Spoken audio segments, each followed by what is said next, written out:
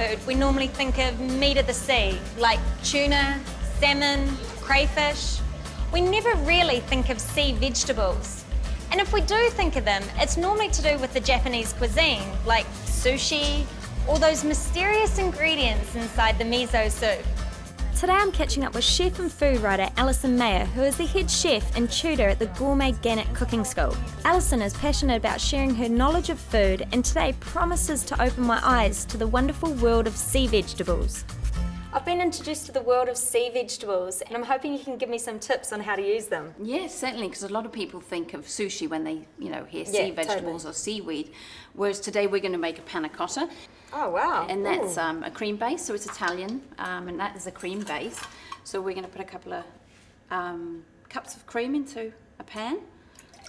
So this is totally different to what you would normally associate your seaweed to, pretty much, a panacotta. Absolutely, creamy product. We're going to put some goat's cheese in it. Oh, yum. But to thicken our panacotta, we're going to use the agar, which is a seaweed derivative. Yeah. And that's a thickener. So it's like a gelatin, so a setting agent. Yeah. And is that vegetarian as well? It is vegetarian, yep. So it's perfect for... An option for vegetarians instead of using the gelatin. Absolutely. The other beauty of agar is it's odorless and it's flavourless. So whereas the animal derivative is... Got a distinct flavour to it, yeah.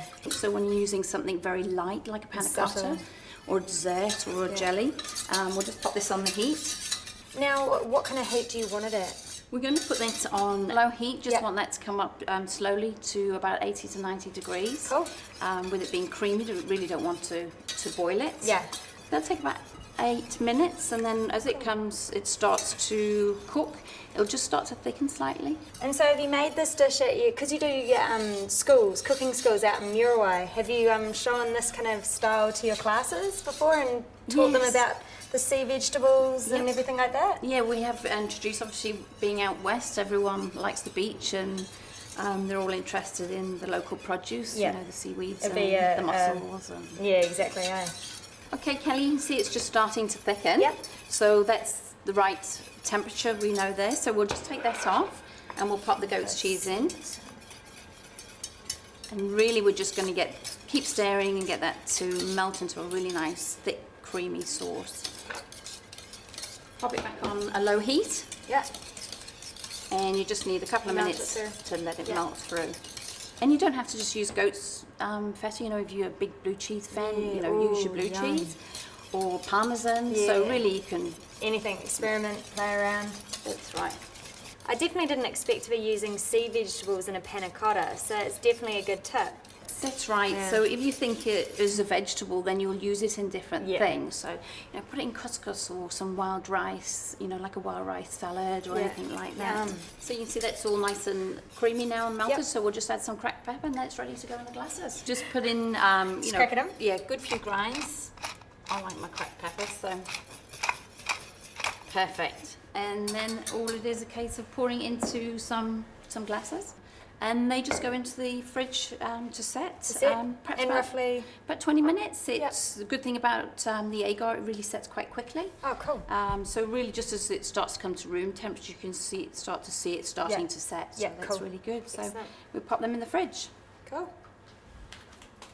So while our panacotta is setting, we're just going to rehydrate some seaweed to go with the salsa that we've already prepared. And it's full of tomatoes, your capsicums, got some spring onions, some parsley, a little bit of lime juice and some lime rind. Now, you're rehydrating the seaweed to come into here as well. That's right. So some of the seaweed is a little bit crisp, so we want to soak that up and that will swell. The Karengo is a little softer, so it doesn't need so much rehydrating. And do you want to add some in here as well, or are you going to mix them together? What I'm going to do is, once that's rehydrated, we'll drain the water off and then we'll add the Karengo to the other and it'll just take on a bit more of that moisture that's been left. Perfect. So now it's got to its full size, we're just going to drain that. You can either use a sieve or you can just, give it a good squeeze with your hands. Pop it into there. And then what we'll do is add the Karengo, which is moist. Tell me when. Just about a tablespoon, that's great. Cool. Perfect. So we're just going to slice it a little bit. Yep. You've obviously break it all up. Yeah. Well, I'm definitely going to use this next time I make salsa, that's for sure. Good. Yeah. Introduce everyone to something new. I know, it's cool. That's the best thing about cooking, eh? You're It is, always learning. Always finding new things. Always finding new stuff. So we're just going to... Oh, and it gives a nice colour, the purple and the green. Yep, it's cool. So not only does it look pretty, but it's also got all those healthy properties for seaweed. You know, it's full of calcium and iron. Yeah, exactly, yeah. Good antioxidants. So, minerals. Good. So should we get the panacottas? Sure, definitely. Let's get them. They're looking good. They are looking good. So you pass me that salsa and we'll spoon some on the top of it. So you've got that lovely white panacotta with all these beautiful colours on top. That. Awesome. Right. Perfect. Shall we do the final test? Oh yeah. Will you have a taste and tell me what you think, whether it needs more salt? We have to. Be rude not to. Bon appetit. Cheers. All right, get a little bit of everything. What do you think? That's awesome. You know, I love the creaminess of the panna cotta and the freshness of the salsa on top. And that salty bite from the... Yeah, you do not need salt at all. No, it's all there for you. So. Well, thanks for showing me some amazing tips with sea vegetables. You're welcome. I'm going to go and try the sea spaghetti now, so wish me luck. Excellent. Well, good luck and have lots of fun. I'll let you know how it goes. Brilliant. Baby, I love it. After the break, I'll try my own take on a sea vegetable dish. Then it's off to the garden to get some fresh herbs for my next recipe.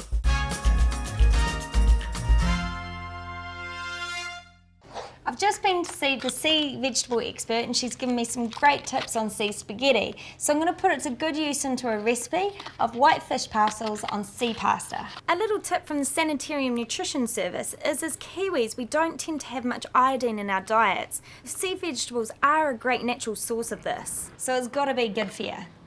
Now to start with, when you get it out of the packet, you kind of look at it and it's rather dry, so you need to soak it. And then once you've soaked it, it actually rehydrates, and you can actually eat it as is if you want. But what I'm going to do is cook it like a pasta. So in the same water, turn up the heat and cook it exactly like pasta until it's about al dente. Now you want to heat a pan up to medium heat. I'm going to add some avocado zest. Now I'm using avocado zest because I like the lemon flavour that comes through.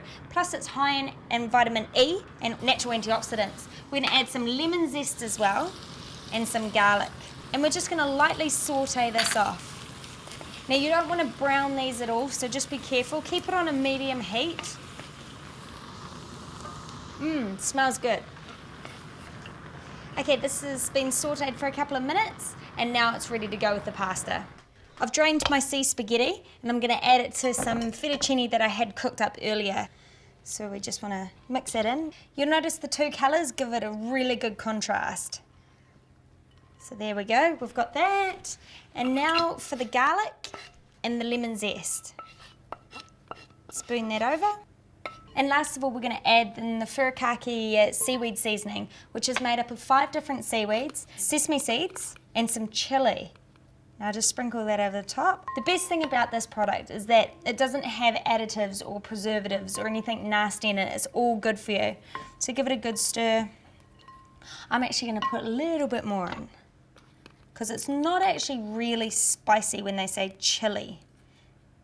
And give that a good mix. We're ready now for our parcel. I've got a large piece of tin foil, a smaller baking sheet inside. Make sure that your tin foil comes out further than your baking sheet. Get a tongue full of the pasta and the spaghetti. Place it in the centre. Beautiful. Now our snapper. Lightly season your snapper filler and place it over the top and lightly season. Slice a lemon, place that on top. Fold up the sides. So you want to make sure that no juices run out. Other side. So you can still get into the top, and we are going to add a splash of white wine Now we've got a secret ingredient. If you don't have it, don't worry about it. I absolutely love it. It's a white balsamic pre-lavado. Now we're just gonna do a couple of teaspoons in there, a little bit more because I love it. And that's in there. Starting to smell really good. We've got some fresh chopped parsley, sprinkle that in, and a little bit of pepper. And then fold up the top. Seal it off. Now it's ready for the oven, 180 degrees for 15 to 20 minutes.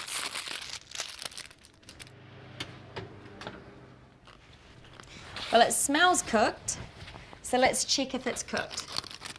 So to check if fish is cooked, you just want to get a fork and place it and just poke into the fish and it will break away nicely. You don't want it too dried out, but you don't want it undercooked so it sticks together. You just want it to break away really nicely, which it's doing now, and it's perfect. Smells absolutely fantastic. So I like to present this still in the parcel. Sort of makes a little bit of a different style of presenting your food, plus, you know, it looks quite kind of funky. So just open it up like it's a little boat and then just place it on your plate. And I'll get a little bit of lemon. This is for garnish. If that's only if people want a little bit more lemon on their fish, but it's got a bit in there. And place it to the side here. And there you have it, a white fish parcel on seaweed pasta. Baby, I love it.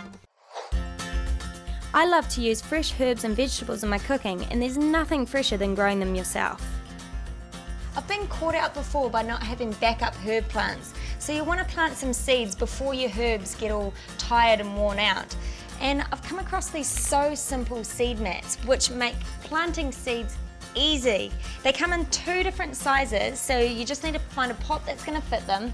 And I've got a large pot here, so I'm going to show you quickly how easy it is. So all you want to do is just roughly pat this down, place the seed mat on top, and it fits perfectly.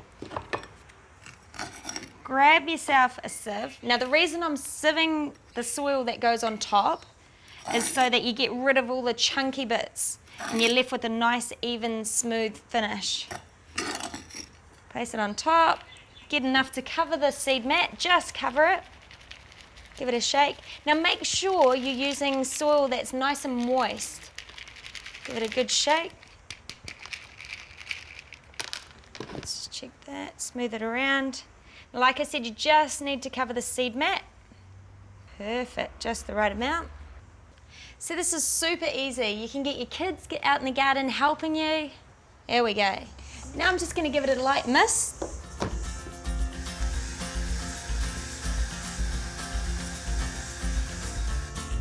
There you go, I've got my backup, and now I'm going to take some Italian parsley for my lamb dish and head back to the kitchen. After the break, I'll put my fresh herbs to good use with a herb-crusted lamb rack recipe, and I'll show you how to make my special sauce.